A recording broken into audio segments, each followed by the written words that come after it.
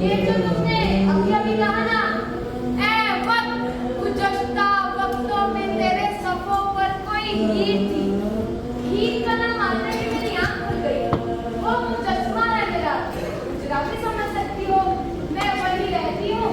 वो कलबूत है मेरा, रूह आपसे मुखातिब है। अच्छा, तो आप जिन्होंने सन 47 में माजी के झरोखे से वारिस शाह को पुकारा था, आज भी पुकारे। आज भी लखा दिया रोतिया तेनू कलम छूटे। लिख साडा भी दुखड़ा के अज भी पैसे वैण। लिख साडा भी दुखड़ा के असर पाए वैण। लिख रही हूँ दास्ताने, चांद पर काबिज गुड़िया से लेकर फूल सी बच्ची किसी गुड़िया तक की कहानियाँ। कुछ नज़्में, कुछ आंखों देखे किस्से यहीं पर है। आओ कुछ किरदारों से मिलवाती हूँ, तुम्हें तुम्हारे सवालों का जवाब मिल जाएगा। तो दुनिया की आवाज के दोस्तों, देखिएगा छोटी छोटी बातें हैं, मगर आपको सोचने पर मजबूर कर देगी।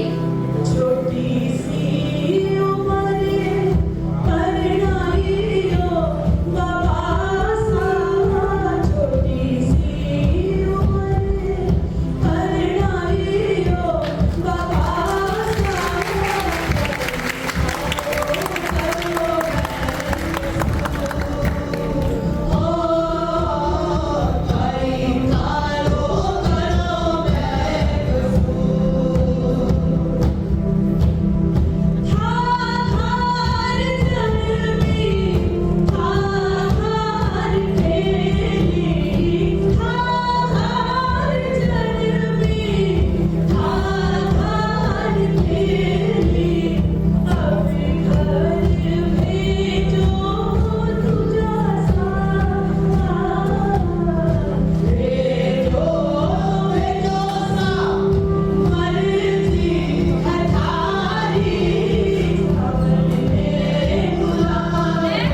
जमीला अभी 14 साल की भी नहीं थी जब मेरे माँ बाप ने मेरा निकाह फजलदीन के साथ पढ़ा दिया था। मेरे अब्बा से भी 2 साल बड़ा था। निकाह वाले दिन जब मैंने उसे देखा तो ऐसा रोना शुरू किया कि रुखसती तक रोती ही रही। रुखसती ऐसी थी जैसे जनाजा उठ रहा हो। ससुराल में ना तो सास थी ना ही ससुर। फजलदीन खुद ही ससुर की तरह था। मुझसे 2 साल छोटी उसकी एक बेटी भी थी जिसने सास और ननद दोनों की कमी पूरी कर दी थी। तो वो तेवर की, लेकिन जुबान उसकी कैंची की तरह तेज थी। जमीला, अयो जमीला, कब से बात लगा रही हूँ? किसे रिझाने के लिए डालती है सुरमा? तेरे कसम का तो कुछ नजर ही नहीं आता। हाय ना लखा हाथ लाट दे मुझे। जवान बेटी की माँ के गले में शोभा नहीं देता। इसे तो मैं पहनूंगी। हाँ नहीं। और वो बुढ़ा जिससे 4 पाई से उठा भी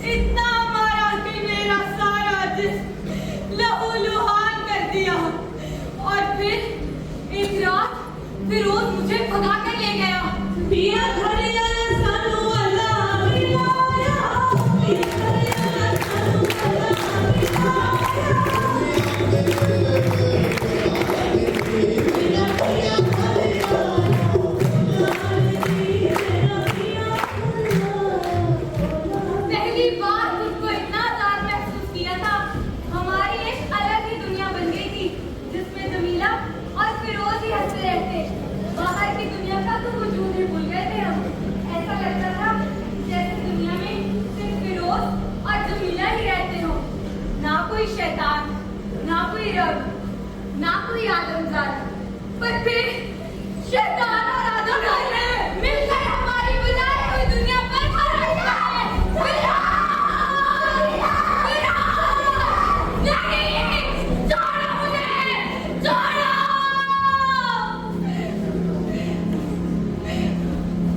जब मुझे होश आया, मैं उसी बुड्ढे के घर चार भाई बर्बादी हुई थी। छोड़ो, छोड़ो मुझे, क्यों बात कर रखता है? छोड़ो, खोलो मुझे। 15 दिन उन्होंने मुझे रस्सियों से बांध कर रखा। छोड़ो, छोड़ो मुझे। और फिर एक दिन उन्होंने ये सोचकर मेरी रस्सियां खोल दी कि मैंने हार मानी, मगर नहीं। उस रात बूढ़ा बाहर सोया हुआ था। मैं चुपचाप अंदर के कमरे से खंजर उठाकर बुड्ढे के सिरहाने जा खड़ी हूँ और कहा, बुड्ढे, दरिद्र, तू मुझे तलाक नहीं देता था ना? ले, मैं तुझे तलाक देती हूँ। तलाक, तलाक, तलाक। मैं मर बुड्ढे, मर। मुझे तो लगता है वो मेरी आंखों में नफरत की दहशत देखकर ही मर गया।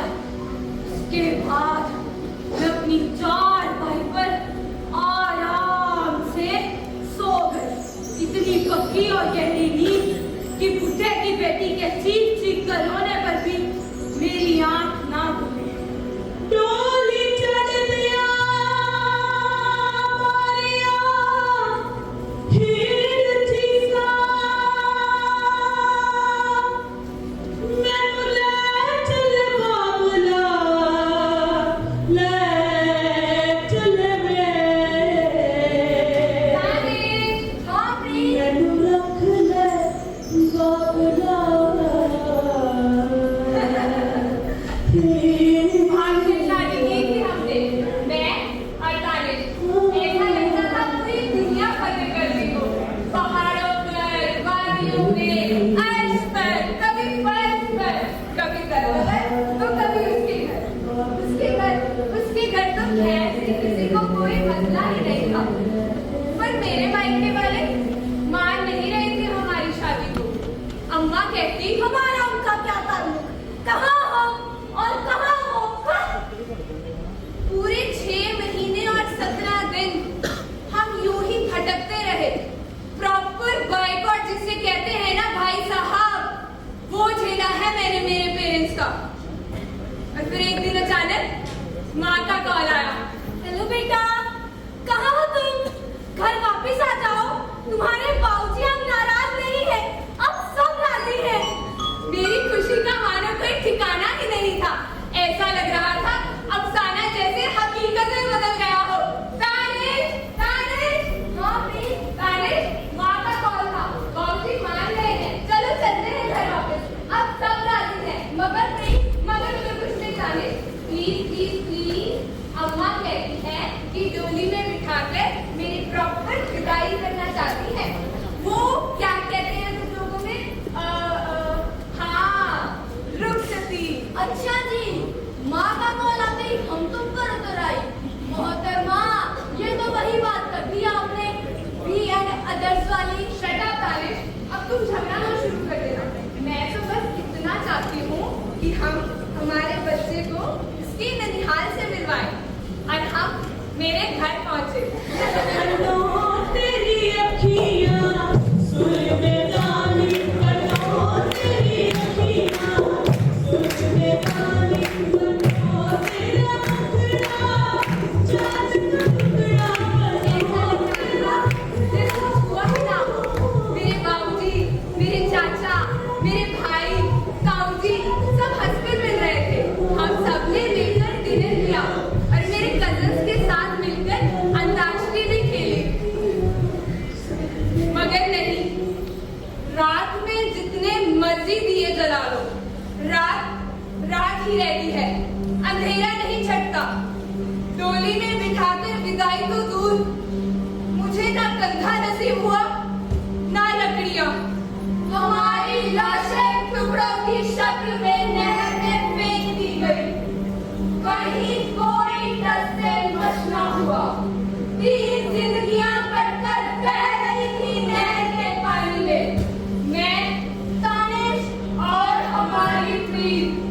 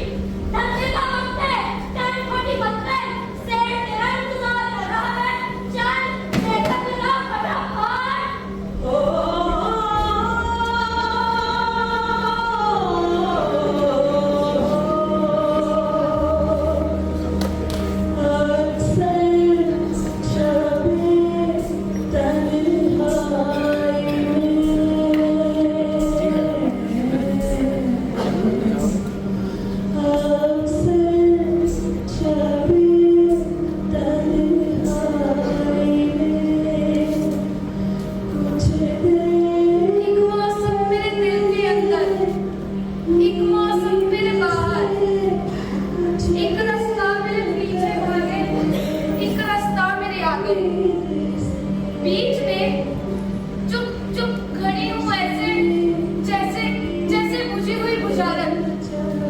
किसको दोष दूँ? ना जाने मुझको किसने दिया कारत। आईना देखूं, बाल संवारूं, लब पर हंसी सजाऊं, गला छड़ा वही गोश जिस पर सादे रंग चढ़ाऊं।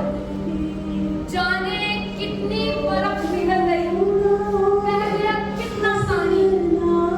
किस नदिया में ढूंढूं बचपन, किस दरिया में जवानी।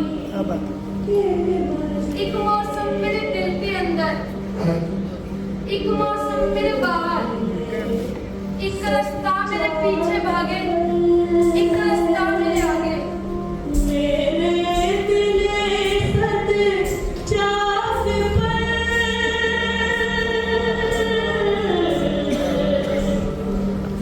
अक्सर शबे तन्हाई में, अक्सर शबे तन्हाई।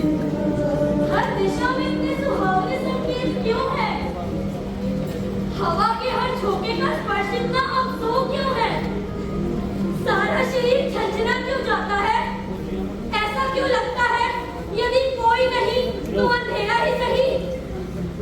ऐसा लग रहा था मानो गोश्त का कोई पहाड़ गिर पड़ा हो, मानो अचानक से बादल घने हो गए हो और आपस में टकराने लगे हो। समुद्र में काली बारिश होने लगी और बिजली की गरज ने दूर दूर तक फैले पानी को वैसे बना दिया। पानी का ज्वार बढ़ने लगा और बचकर निकलने का कोई रास्ता नहीं रहा। ऊपर बेइंतहा शोर, तो नीचे उससे भी ज्यादा। मैं सिर्फ जिंदा रहने की चाह से जिंदा नहीं। ऐसा लग रहा था मेरे बाल, मेरा माथा, मेरी पलकें, मेरे होंठ, मेरा अंग अंग अपना नहीं रहा, मेरे इख्तियार में नहीं है। शादी की पहली रात की शुरुआत उसने अपनी भूख मिटाने की जल्दबाजी से शुरू की और आंसुओं के मर जाने तक सब खत्म कर दिया। क्या उस रात में सोई थी? उस रात कोई चीखकर भी मर रहा था। मेरे होंठ कांपने लगे, मेरा गला सूखने लगा और मन भी नहीं। मेरा जिस्म जैसे मेरा रहा ही नहीं। मुझे सब बुरा लगने लगा।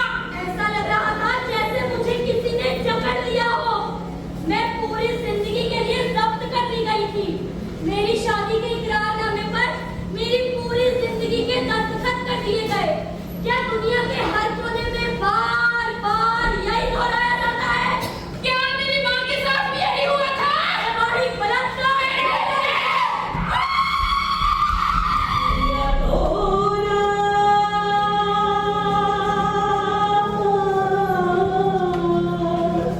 कैसा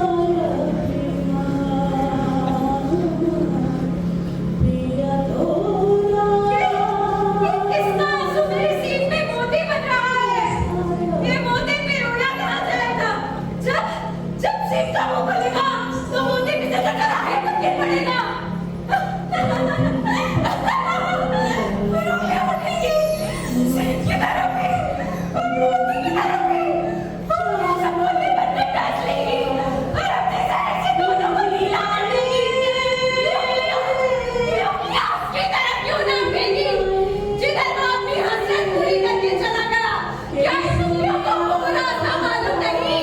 तेरी गली में हर तरफ से आ रहे हैं भेड़िए, दीवार तोड़, देख कैसा जश्न है, हवा भरा वो चांद 7 इंच नीचे आ गया, हमारे नाखूनों के लहर से तेरे बदन के घाव कर गए। ये हादसा भी हो गया, मगर कहाँ से बीच में ये आसमान आ गया? ये आसमान भी क्यों नहीं फटता? वो कौन से सतून है जो आसमान को इस कदर थामे हुए हैं?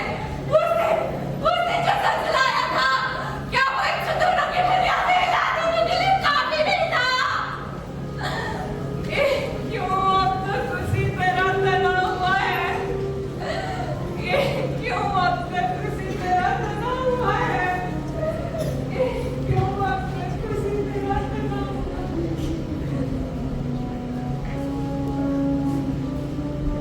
पता है, जब मैं छोटी थी भैया खूब मेरी चोटी खींचा करते।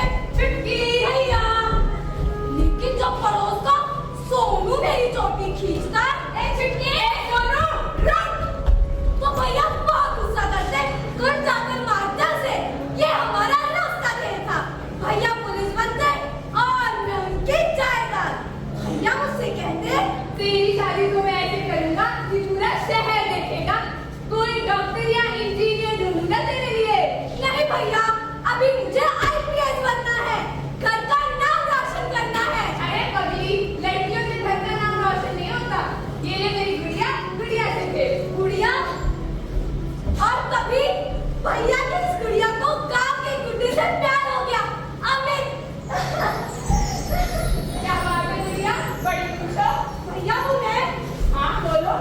वो हाँ बोलना। वो मैं अमित से प्यार करती हूँ और उसी से शादी करना चाहती हूँ। अमित, वो हमारे गांव वाला, अरे तेरा दिमाग खराब है, छोड़ दे तू मेरा, भारी लगता है तेरा, उससे शादी करेंगे। हाँ, हाँ, हाँ, हाँ, नाक कटवा दी तूने हमारे, हाँ, हाँ, हाँ।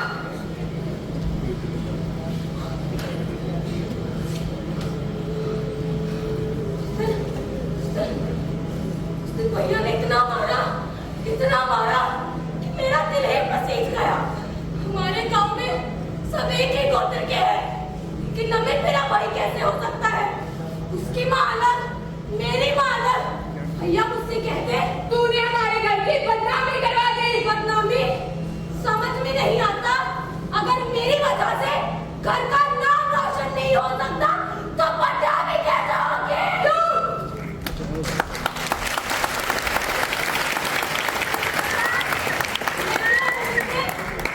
चुपचाप शादी करने का फैसला किया। फिर भैया मुझे लेने आए। गुड़िया, हाँ भैया, ये देख तेरे लिए, भैया शादी करेंगे। भैया, हमारे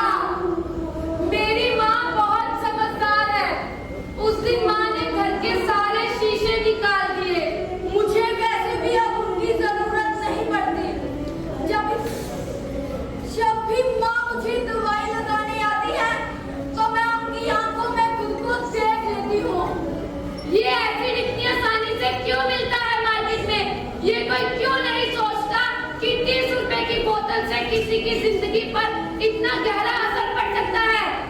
सांस लेने में काफी तकलीफ होती थी और लंग्स में भी काफी इंफेक्शन है, लेकिन अब मैं ठीक हूँ, बिल्कुल ठीक हूँ। मैं किताबें पढ़ती हूँ, मैं टीवी देखती हूँ और गाजर का हलवा पूरी के साथ मुझे बहुत अच्छा लगता है। और हाँ, हम सपने भी देखती हैं क्योंकि हम मरी नहीं, जिंदा है।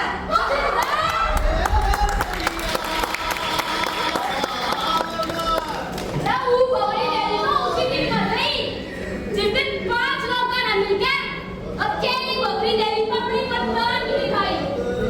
सुबह से भटक रही हूँ मटके लेकर, क्या करूँ? बीच जल से हूँ ना, जब से खड़े बना में हूँ ना, हमेशा लाल लगा हुआ है कि हमारा पुनर्जन्म है। अरे ओ बकरी, पानी लेने जाना के?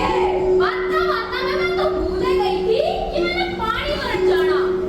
यहाँ से 100 कोस दूर जाऊं? ना ना, हूँ तो हमारे गांव में भी कुआं है, पर उसका है मुझे हमारा पानी भरना मना है। वो क्या है ना कि मैं अपवित्र हूँ। हमारा जुनून बस इतना था कि मैं उन लोगों